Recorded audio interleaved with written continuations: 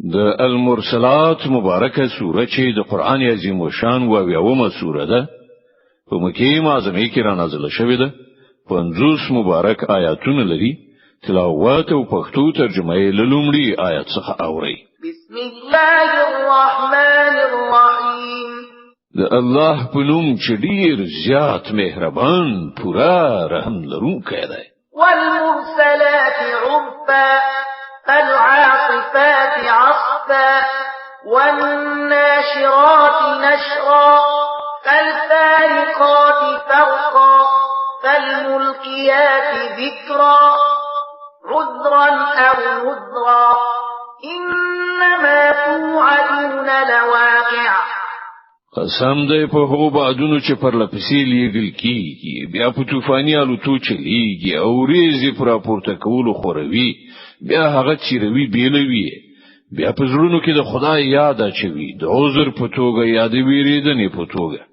د کوم شي چې له تاسو سره وعده کیږي هغه اروم ورورا پیښیدونکی دی فإذا النجوم طمست وإذا السماء فرجت وإذا الجبال نسفت وإذا الرسل أقتت بیا کله چې ستوري ورک شي او کله چې اسمان وچیرل شي او کله چې غرونه والو زولي وران کړل شي او کله چې د پیغمبرانو د حاضرۍ وخت را ورسي په هغه ورځ به هغه شی واقع شي لأي يوم أجلت ليوم الفصل وما أدراك ما يوم الفصل ويل يومئذ للمكذبين د کومې ورځې لپاره دا کار ځنډول شوی دی د فیصلې د ورځې لپاره او ته څه خبرې چې هغه د فیصلې ورځ څه ده تباهی ده په هغه ورځ د دروغ غنونکو لپاره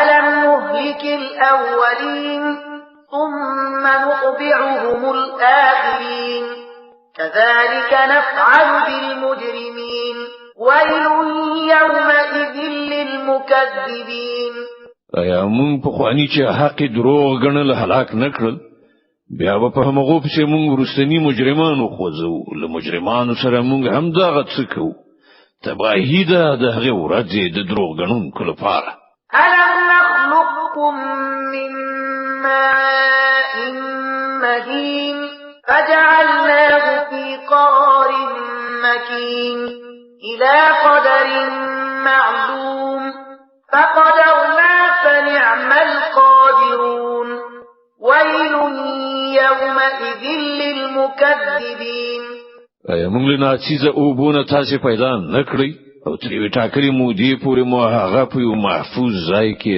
تم کړی نو ګوره موږ په دې قادر وو او موږ د ډیر ښه قدرت درلودونکي یو تباهی ده د هغه ورځې د دروغ غنونکو لپاره ألم نجعل الأرض كفاتا أحياء وأمواتا وجعلنا فيها رواسي شامخات وأسقيناكم ماء فراتا ويل يومئذ للمكذبين ایا موږ زمکه د خلکو راغونډي دونکو ساتونکو نه د ګرځولې د ژوندې لپاره هم او د مړو لپاره هم او په هغه کې مو دنګ او لوړ غرونه خخ ودرول او پر تاسو مو خوږی وبوت خلی تباهی ده د هغه ورځې د دروغګنونکو لپاره انطلقوا إلى ما كنتم به تكذبون انطلقوا إلى ظل ذي 3 شعب لا ظليل ولا يغني من اللهب زیو استهمغه خواته چې تاسو هغه دروغ غاڼه زید هغه سیوري خواته چې درې څنګه لري نه یخ کونکي او نه د اور د لمبو مخنی اونکي انها ترمي بشرر كالقصر كأنه جمالة صف ويل يومئذ للمكذبين هغه اور به د معنی غوندې غټ غټ بچري غورځوي چې د الوتو په وخت کې به داسې ښکاریږي ګواکې چې هغه ژیړو خاندي تباهی ده د هغه ورځې د دروغ غنونکو لپاره هذا يوم لا ينطقون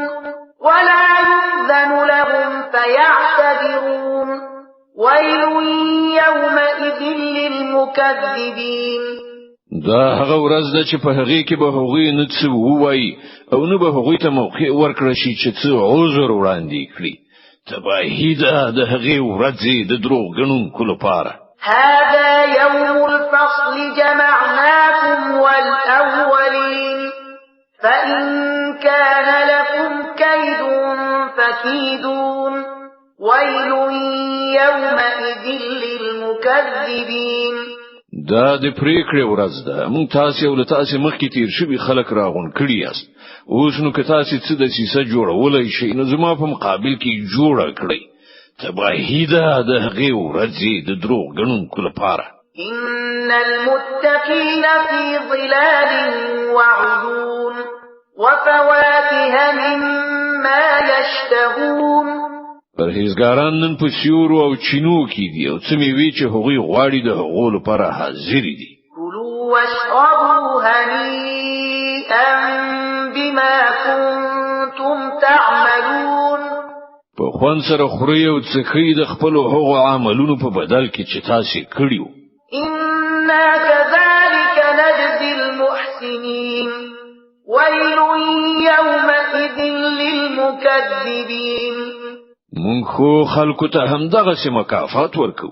تباهي ده د هغه ورځې د دروغ غنونکو لپاره.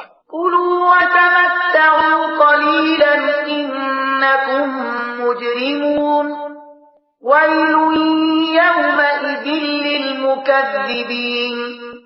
وخوري یو مزه چرچی وکړی لږ ورځې. په حقیقت کې تاسو مجرمان یې. تباهي ده د هغه ورځې د دروغ غنونکو لپاره. وإذا قيل لهم اركعوا لا يركعون ويل يومئذ للمكذبين. کله چې دوی ته ویل کیږي چې رکوع وکړي نو رکوع نه کوي. تباهي ده د هغه ورځې د دروغ غنونکو لپاره. فبأي حديث بعده يؤمنون. اوس لدی قرآن نو ورسته بل کوم کلام داسې کېدای شي چې دوی پر ایمان راوړي.